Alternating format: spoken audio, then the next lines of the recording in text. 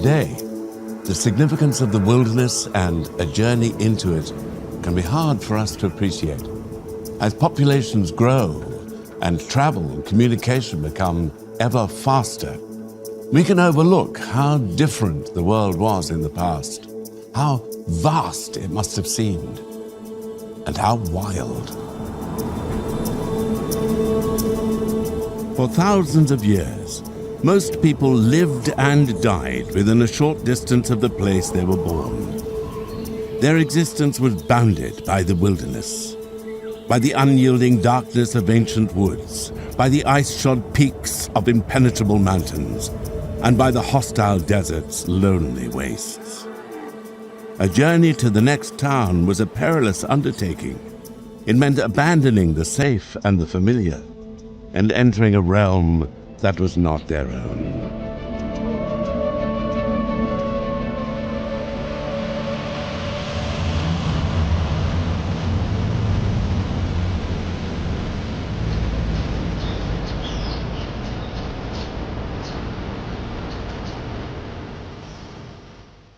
The wilderness is usually defined as somewhere that is uncultivated, uninhabited by humans, and it's often a liminal space.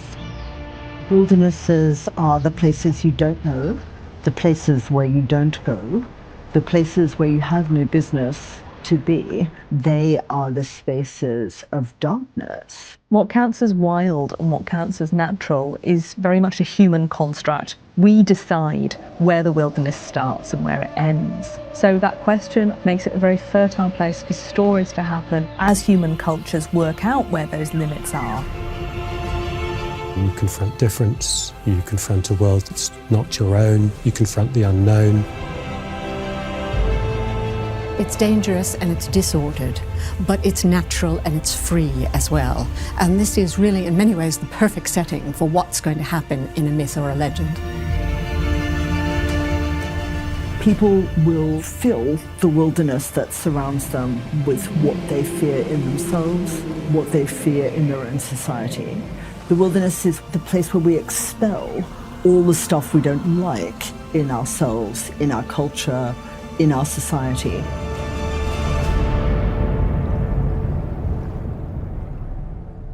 Such is the contradiction of the wilderness. It is both of us and not of us, surrounding us, yet at once strange and far away.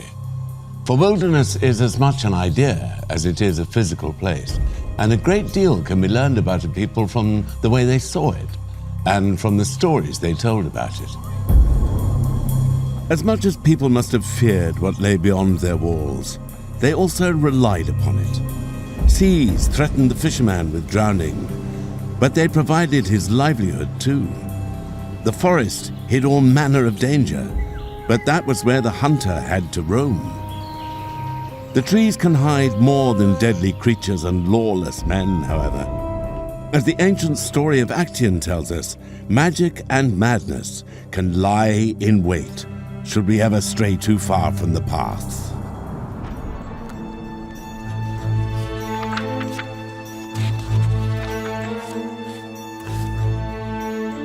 Actaeon had wandered far from home.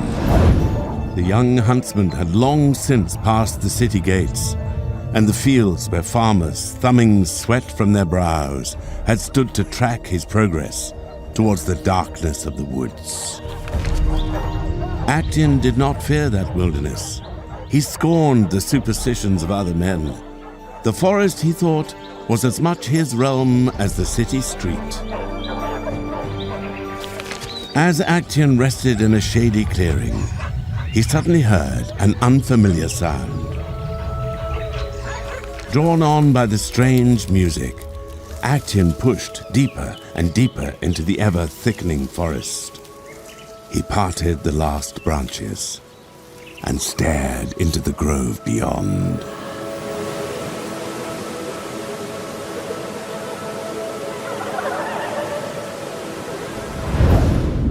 The story of Actaeon is a classical myth. To the ancient Greeks, the young huntsman was courting danger the moment he stepped beyond his city walls, the moment he entered the wild. For the Greeks, human life revolved around the city. Athens, with its resplendent temples, was the birthplace of democracy. In its golden age, it became a flourishing center of art and philosophy. Socrates and Plato called the city home, as did the great playwrights Euripides and Sophocles. Their works helped shape Western literature and thought, and they are still read, debated, and performed to this day. Athens was not only a cultural powerhouse, it had military muscle too, with a navy which dominated the Aegean Sea. This supremacy was not unchallenged, however, for Athens had a rival, another great city of ancient Greece. Renowned for its austere discipline and the skill of its hoplite warriors, Sparta was more than a match for Athens. The long war between the two great cities consumed the ancient Greek world and ultimately ended the golden age of Athens. Cities such as Athens and Sparta were the human realm. What lay beyond belonged to something else, however.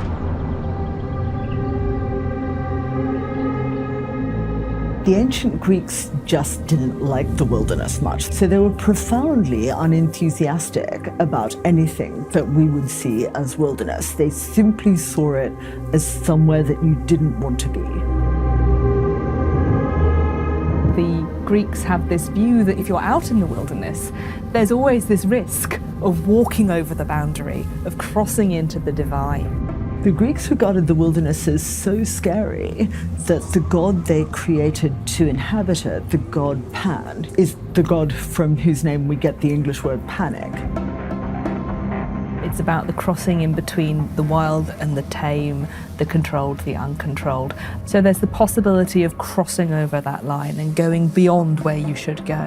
It's interesting that the gods always seem much more comfortable in the wilderness than human beings are. It therefore follows that human beings who are usually out doing something like hunting, something that's very much about conquering the wilderness, usually ends badly. It's almost a way of saying, know your place, which is one of the great Greek sayings. Know that you're not a god, you're just a human being.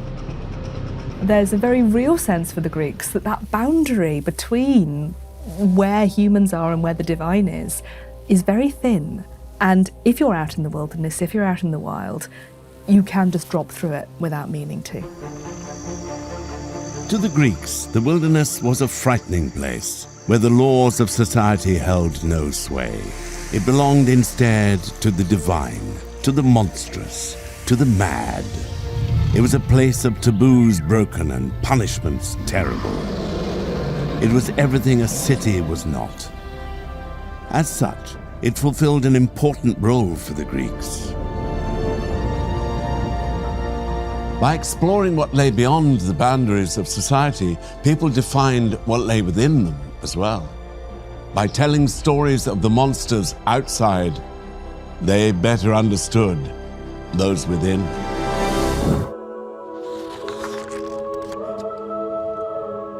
Actaeon stared into the grove.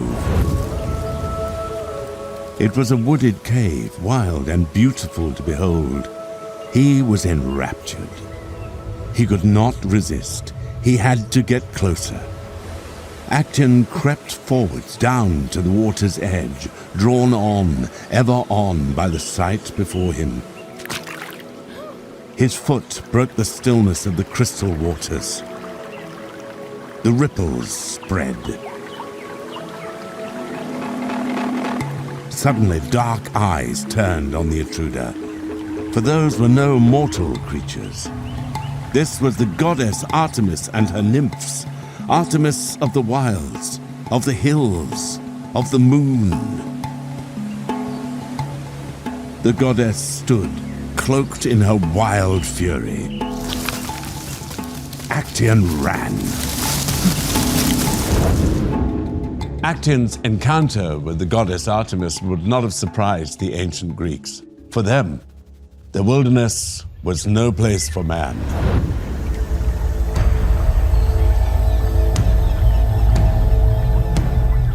The Greeks were not alone in seeing the wilderness as an otherworldly realm.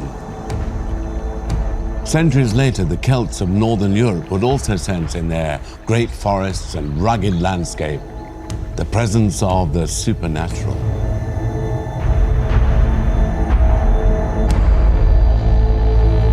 The Celts were a pre-Christian people. Their origins in Central Europe date back as far as the 9th century BC. At its height, Celtic culture spread as far south as the Iberian Peninsula and as far east as modern Turkey.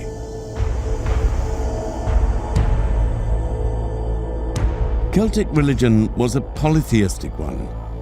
The worship of its many gods was led by the Druids, mysterious figures of great social importance. They made prophecies, dispensed justice, and performed religious rites that may even have included human sacrifice. Celtic society and the age of the Druids was threatened, however, by the growth of the Roman Empire.